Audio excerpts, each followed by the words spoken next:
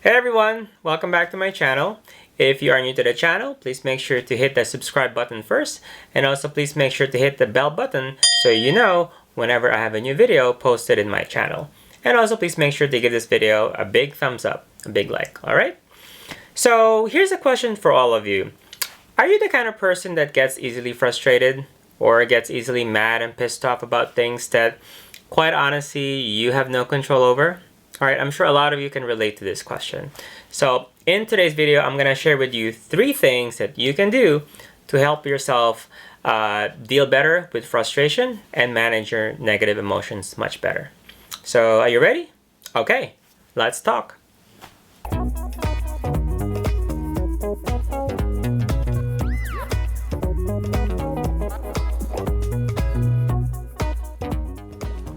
Hey everyone, welcome to Therapy Talk, where we talk about all things mental health. My name is Lloyd Fider, and I'm a licensed clinical social worker and psychotherapist here in New York City, and I'm also the owner of a group private practice called Blue Harbor Psychotherapy. So as I said earlier, in today's video, I'm going to share with you things that you can do to help yourself tolerate frustrations much better and also help you manage negative emotions. As I said earlier, there are just some things that happens to us that we just have no control over. And sometimes it's very easy to react negatively. Like I said, easily get frustrated, pissed off, mad, angry, sad, all these negative emotions. All right, so I'm going to share with you 3 things or 3 skills that you can do so you can manage those negative emotions much better. So these skills are based from a form of therapy called dialectical behavioral therapy. Okay, so the first skill is radical acceptance. Okay, so as I said earlier, a lot of the things that we run into, a lot of the problems that we run into, we just have no control over them. Okay, so it's very easy to think things like, oh, this is so not fair. Why is this happening to me? This shouldn't be the case. You know, things like that. So radical acceptance refers to a healthier way of thinking about these kinds of situations. So instead of focusing on, again, things that you have no control over, or focusing on things or how you would like something to be different, radical acceptance helps us to recognize and accept the problem or the situation as it is. Now remember, acceptance doesn't necessarily mean liking something or agreeing with something or condoning something. Okay, they don't mean the same thing. All right, acceptance just means that we are acknowledging the reality. We are acknowledging that the problem or the situation happened. All right, so learning to accept these problems that are out of our control will lead us to hopefully feel less angry, able to tolerate frustration, less anxious, less sad. Again, help us manage those negative emotions. So here's an example. Let's say you're stuck in traffic, even though you gave yourself enough time to get to the office. You know that you're gonna be late. All right. Or for us here in New York City, you gave you enough time to get to the office so that you're not late, but subway delays, or the train broke, or signal issues, all that. Trust me, that those things are very, very frustrating. And I'm sure you New Yorkers or any one of you who are commuting to work, who commute to work, understand the frustration of being in those situations. But again, reality is we have no control over a lot of things. All right. So instead of thinking, oh my God, this is not fair, the MTA sucks, or traffic sucks, this should not happen to me, all that stuff. That kind of thinking is not going to help. It will just make you more frustrated, more pissed off. So radical acceptance means that you're going to accept. Another way of thinking is to accept that it is what it is. You're in that situation. Signal problems in the train. There's traffic out there. All right, and then focus on the things that you can do, things that you have control over, like just calling your boss to say, hey, stuck in traffic, I'm gonna be late. Or in the subway, if you have phone signal, then you can do that, or text or email, whoever you need to message to let them know the situation and that you're gonna be late. So those things you have those things you have control over. And maybe to help soothe the anxiety or the anger, listen to some relaxing music while you're in the car or in the train, on your headphones, or or play a game on your phone. Again, things that can help you relax you. And this goes to the second skill, but I'm gonna hold off on that. I do want to mention that when it comes to shifting our way of thinking, it takes a lot of practice. Okay, so just something to make note of.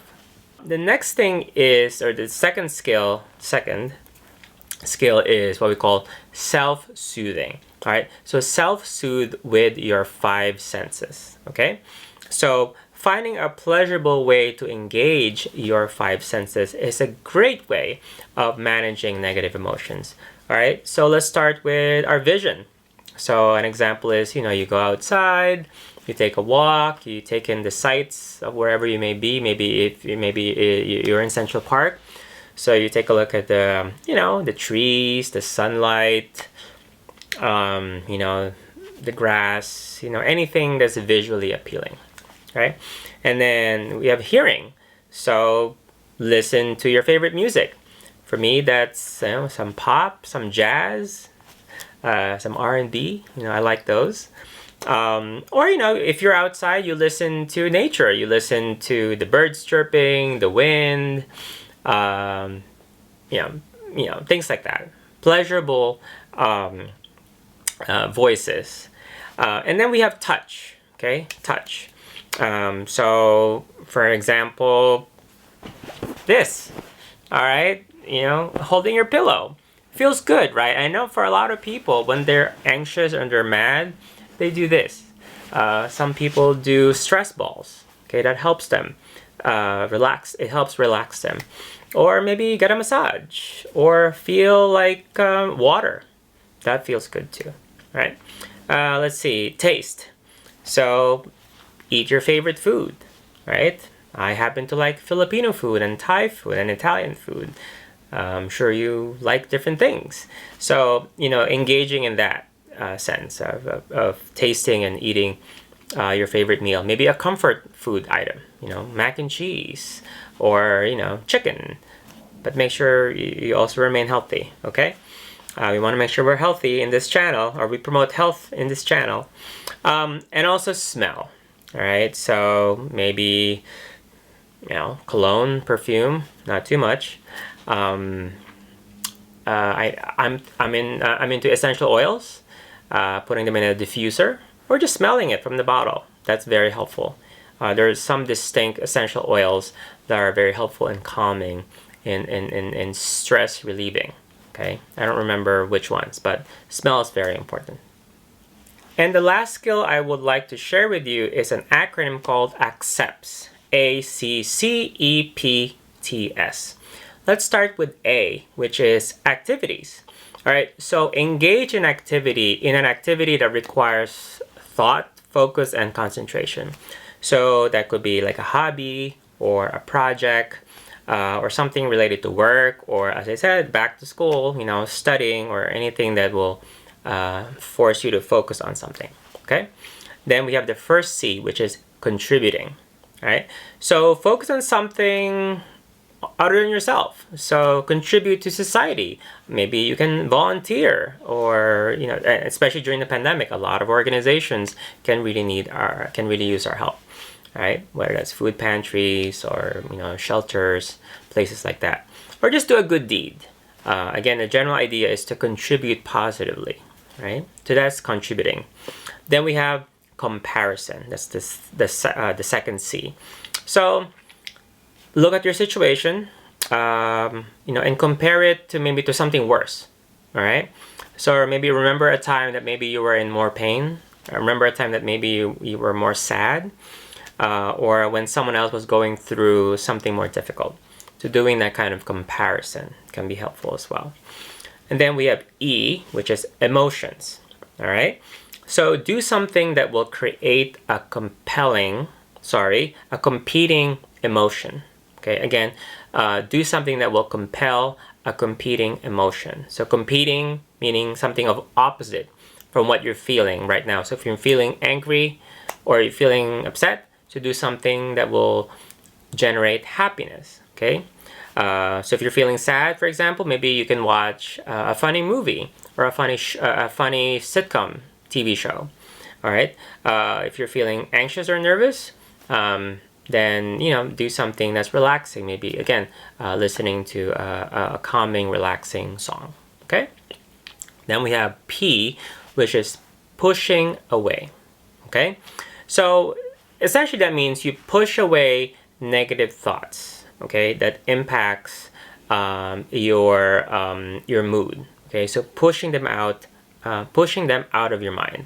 Okay, so imagine, here's an example. So imagine, let's say, you write your problem on a piece of paper, then you crumble it, throw it away.